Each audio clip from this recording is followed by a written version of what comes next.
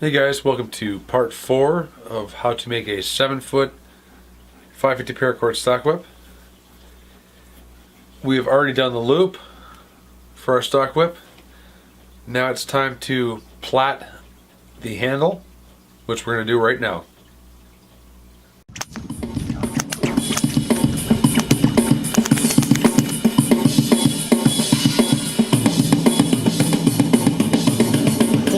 Create the birdseye pen.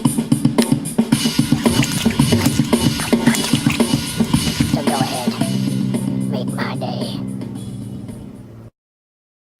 Alright. Get your guys' tape measure out. We're going to measure the back of the handle to about 8.5 inches. But this is kind of up to you guys for how much handle you guys want to put on there. You could go to 10, you could go to 11 if you want. But we're going to do, for me, I'm going to do 8.5.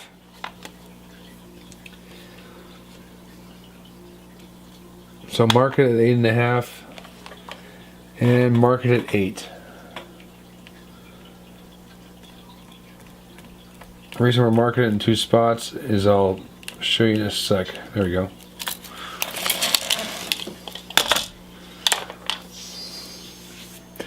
Alright, now the 8.5 mark, we're going to take our 220 sandpaper, and that's our mark we don't go past. See what I'm saying? So, take it out of the vise. Just rough it up where the paint was or the polyurethane is, depending on what you guys put on the handle for a finish.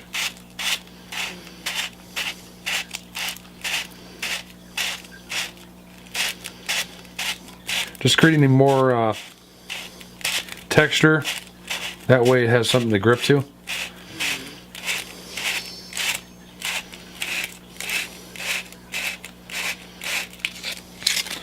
Okay, and after you get that all roughed up,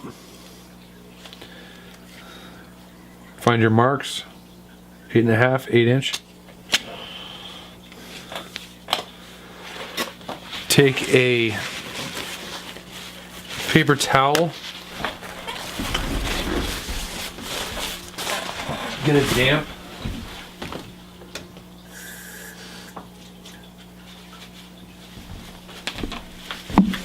What you're gonna do is wipe off the particles from what you just sanded, so it's smooth. That was the damp one, then we're getting a dry one. Dry that off.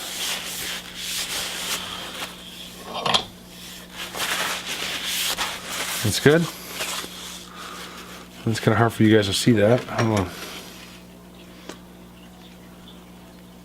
Then you can see where it stops. Right there.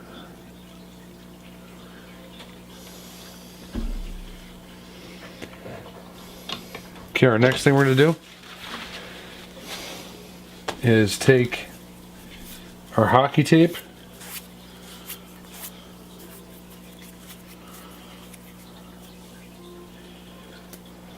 start at the 8-inch mark where I marked it.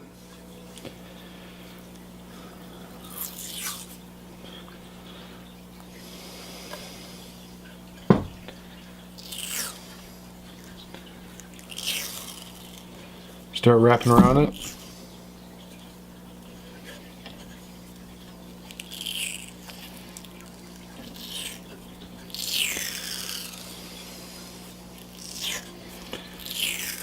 This will ensure a good grip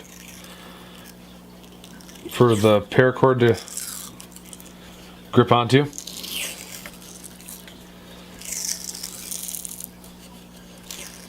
I'm pulling pretty tight with the hockey tape.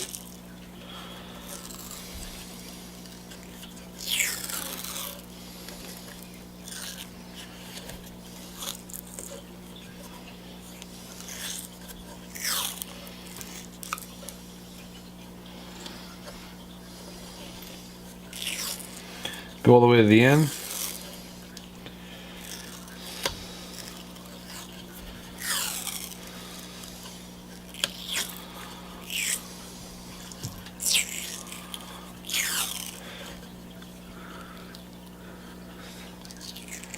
I'm getting off camera, aren't I? Just a little bit. Doesn't have to be exactly to the end, but close, you know. So something like that. Take your scissors, cut that off, wherever those are. Okay. See what that looks like right now.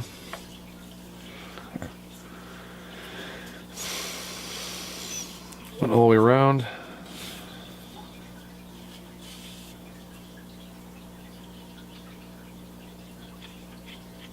Okay.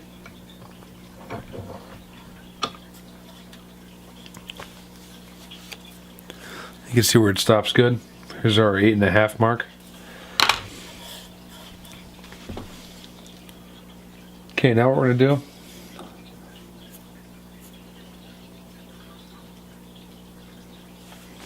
is get 8 strands of 550 paracord at 4 foot each and gut them. Now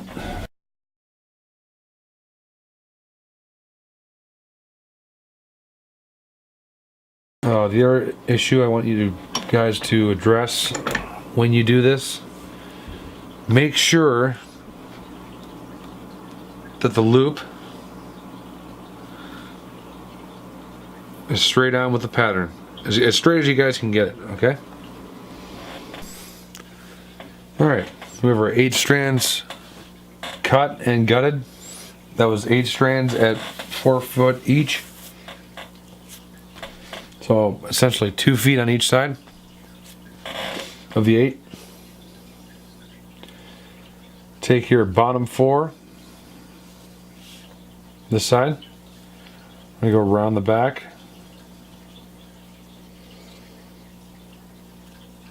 Over the top of the other 4 in this corner. Over these 4.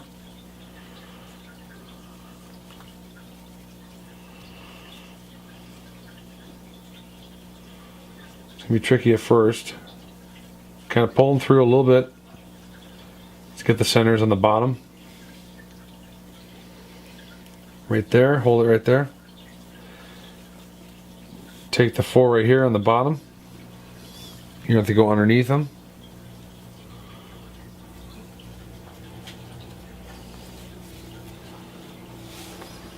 Just like that. And just kind of straighten everything out. As I make the center, make sure the centers on the bottom are straight. So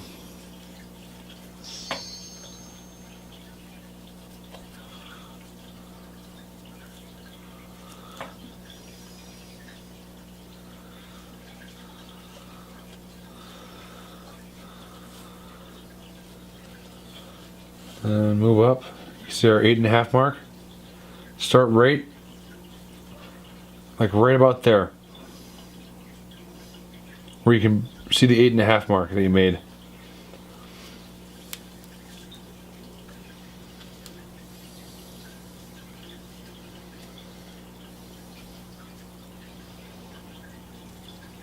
The melt points act as like a stopper, so it kind of helps. Even though it was black and black on the other side, I still melted them together. That way they have a stopper, and I know that's the middle. Okay, we're pointing to that corner. It'll be a top green. We're going to start with that one. With under 4 on the left and over 4. Just like that.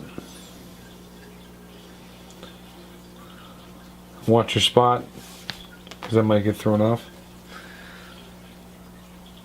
Grab your next strand, point to that side.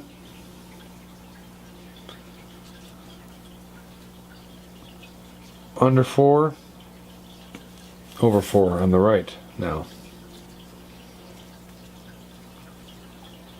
That's pointing to that corner. Under 4, over 4 on the left. Pointing to this corner. Under 4, over 4 on the right.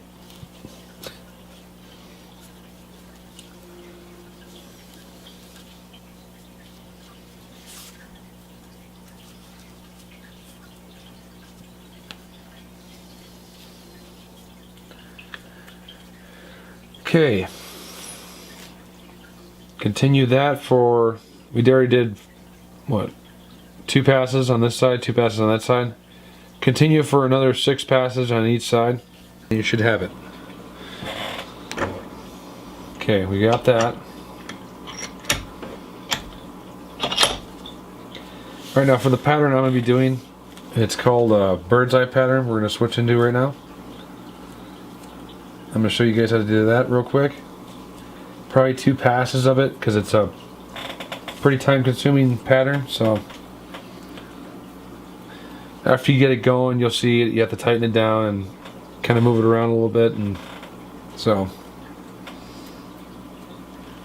kind of needs adjustment over to, or after you start doing it. Okay, what we're going to do now is we're pointing to that corner. Take this one. We go under 4, over 4. Okay? Pretty simple. Now, do not go to that corner yet. We're still going to be taking from this corner. As a matter of fact, 3 more strands come from this side. So, take our next one, which is black for me. Pull it tight. We're going to go around the back. We're going to go under 1, over 2, under 1, over 1, under 2, over 1. And the next one, which is black too, they'll do the same exact thing. So it's under 1, over 2, under 1, over 1, under 2, over 1. Okay, not too bad.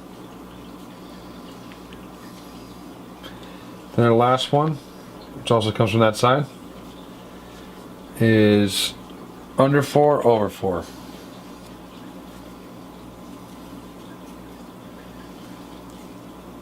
And you guys are thinking like, oh, it's a mess. It's not too bad. Once you pull all the strands and tighten them down, snug them into place.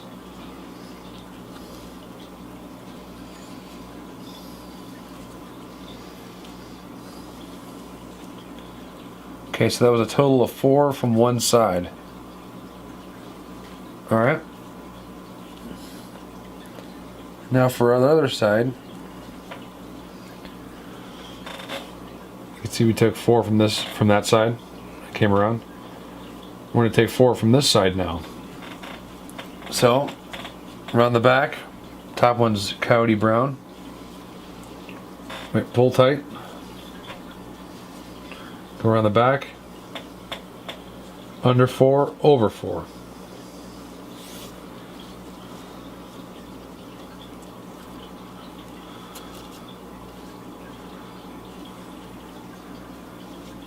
Okay, then there's 2 blacks in the middle. Take the first one, under 1, over 2, under 1, over 1, under 2, over 1. And the same thing for the next one, which is under 1, over 2, under 1, over 1, under 2, over 1. And the last strand is under 4, over 4.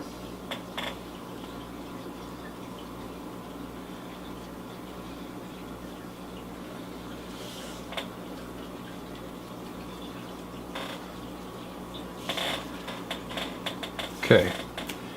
And if I didn't have the black in there, it'd be, right now it'd probably be showing a green 2-strand square right here. That'd be a green square, and then the outside would be brown around it. So if you guys just decided to do 2 colors on each side, that's what the effect you would get. So continue on with that, or I'm gonna do actually 1, 2, 1, 2, 4 more times, and then I'm gonna switch to a different pattern. So I'll meet you there. 3 times on each side, and now we're gonna switch to a different pattern. I know it may seem a little messy to you guys at first that just started doing it, but a good way to do it is after you get done with your first pass, when we first started, always give a good tug for each one of those strands individually, and it should stay pretty solid. So moving on, we're going to switch into a different pattern. I'm going to grab 2. We're pointing to that corner now. Grab 2 in the back. Make sure you follow them around so they do the right thing. Okay. We're going to go under 2, over 2, under 2, and over 2. This is called 2-pass diamond pattern.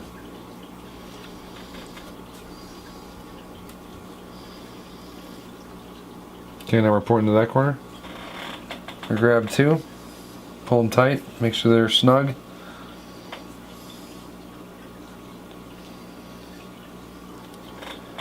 And over here, watch your placing on the strands when they come out. Under 2, over 2, under 2, and over 2. Okay, I need you guys to continue on with that same pattern. Okay, once you guys get to the end of the handle,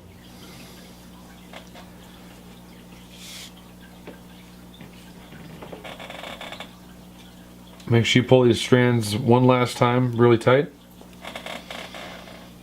and grab your artificial sinew. Well, actually, here's what I want you to do. Take the strands, the excess.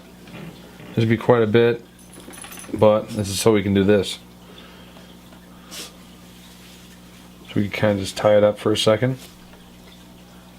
Okay, everything is tight still. If it's not tight, take that apart and snug them down one more time. You kind of have to do it pretty quick. So the end of our whip is right in between here. So we're going to go 1/4 inch from the end of the whip and begin your wrapping.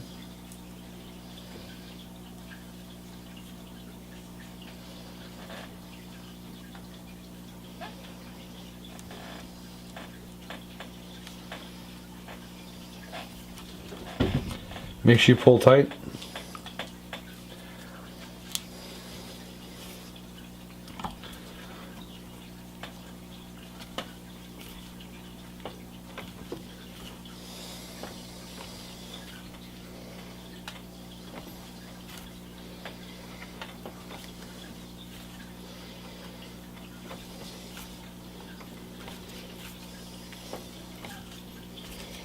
Just like that. That's good. Now that we have this tied off, guys, we can actually take a peek here, see where the actual end of the handle is. And we still have a little ways to go. Not much. There we go.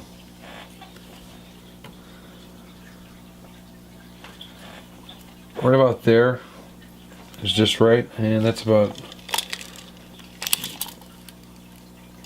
3/4 of an inch of wrapping around the base or heel knot area. So take that, get your scissors, little 1/2 inch, pull it tight, snip this, snip that. Okay, now we can go in with our razor blade and just trim off probably about 1/16 of an inch down from the artificial sinew.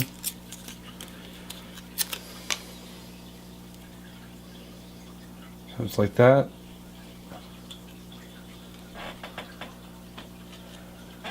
Go all the way around. Because we're pushing against the wood right now, so that's good. Make sure you don't accidentally cut the artificial sinew after getting all the paracord off the end here. Take that excess tape off. That's good. Then you take it out of the vise. Melt the fuzzies.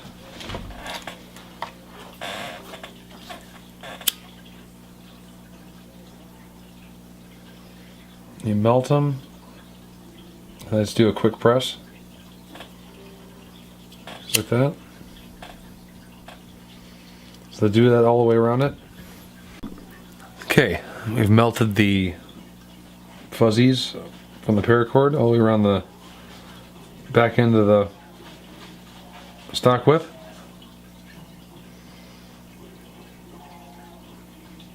Pattern looks pretty good.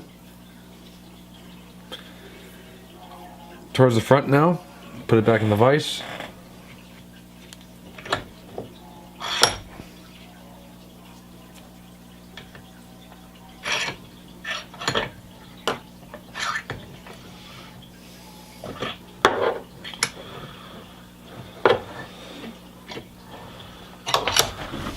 Okay, we're gonna wrap. See where the 4 go across right there? Oh, sorry guys.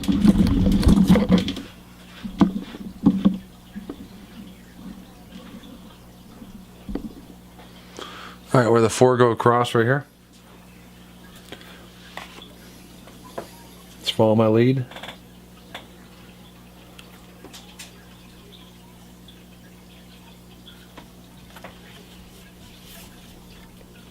Okay, and pull really tight as we do this.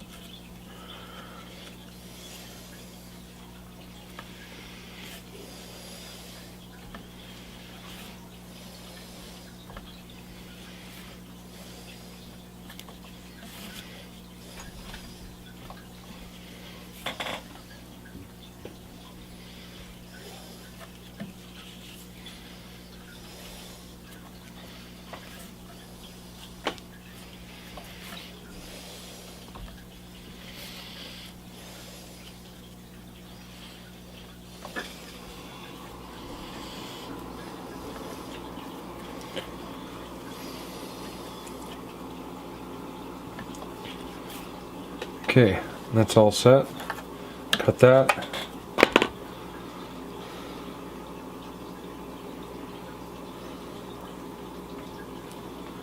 Snip that. Press it in. 3/4 of an inch again. What we're going to do now is take our razor blade again, go around. The same thing pretty much to the back that we did, we're going to do up here. Okay, we've done the same thing we did to the front, or to the back, to the front. Now you guys are going to need to roll it. Anyways, for the rolling process, I use a bamboo cutting board. Just something I had lying around, gotten used to it, and decided to use it for it. So I got this on the counter so we don't accidentally smash the loop to pieces. It's not going to get destroyed, but I would prefer to keep it round in the middle. So, have the loop off the counter. And then for the rolling part, just go like this. Press down, firm. You can use a book. You can use a 2x4, 2x6. A lot of different things to roll the whip out. Let's take a look. It's looking nice and smooth. Everything is starting to set into place, you can see. Anything that was loose or possibly bulged out, this helps flatten it down in. Let's do that for about, I'd say 3 to 5 minutes total. What we're going to do now, guys, is cut the 1/4 inch off. Alright, after you cut the 1/4 inch of oak dowel rod off the end, you might have to take a razor blade and clean it up a little bit, because some of the paracord might get caught in it and kind of gets a little fuzzy or feels hard in spots, like scratchy where you melted the paracord before. So we're just going to melt it again. Make sure it's nice and secure. Just tap it. Just like that. That should be it for this part of the tutorial. The next part we're going to do is attach the foundations for the knots.